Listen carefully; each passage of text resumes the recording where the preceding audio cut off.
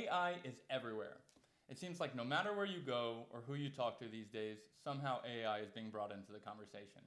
And it's no surprise that AI has made its way into real estate for sure. And that's why I wanted to talk about the top 3 ways I strategically use AI in my real estate business.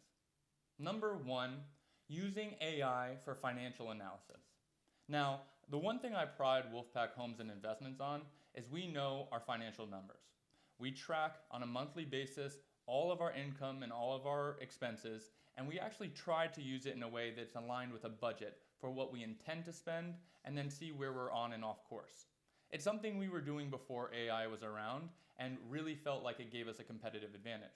The one thing I will say is being able to use AI to track historical data on our finances year over year has given us a level of insight that I just wasn't able to do on my own without sitting down and really digging into the numbers.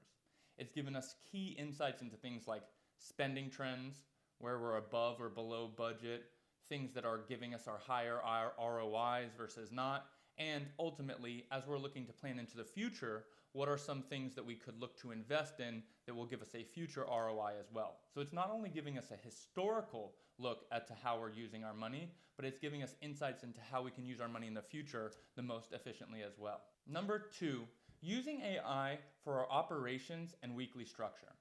Now, the other thing our business really focuses on is making sure that we're working from an operations standpoint as efficiently as possible. That means we have SOPs for everything that we can use that is a repeatable process and making sure we're doing that activity as efficiently as possible. Now, AI has actually been super helpful because for existing activities, we've uploaded our SOPs and said, tell us, is there a way to do this better? And for new activities, we're saying, what would be the best recommended way to do these activities? And then we have an opportunity to review and use our insights to tailor it for what works best for our business. Additionally, we've kind of used it to start framing our weekly structure. We have a number of activities we do on a repeating basis in our business, and at the same time, we have things that are kind of one-offs that we have to fit into our schedule. And using AI to map out the activities that we know we need to accomplish that week and how to structure it is giving us a level of insight that we appreciate. So I have found that working it into our operations is a great way to use AI. And number 3 is tracking our metrics and our KPIs. As we've grown our business, there's more things that we're paying attention to and that we want to make sure we're on top of. We have key performance indicators on things from our outreach to how we're collecting information, to how we're making sure that deal flows are not having anything dropped off, and having that ability to almost have an assistant that we give information to and can track it for us means that nothing is slipping through the cracks. Now, we've used other tools like Monday.com and other project management tools that we continue to use, but integrating that into our existing business process with AI has proven that it just gives you that next level of insight into the activities.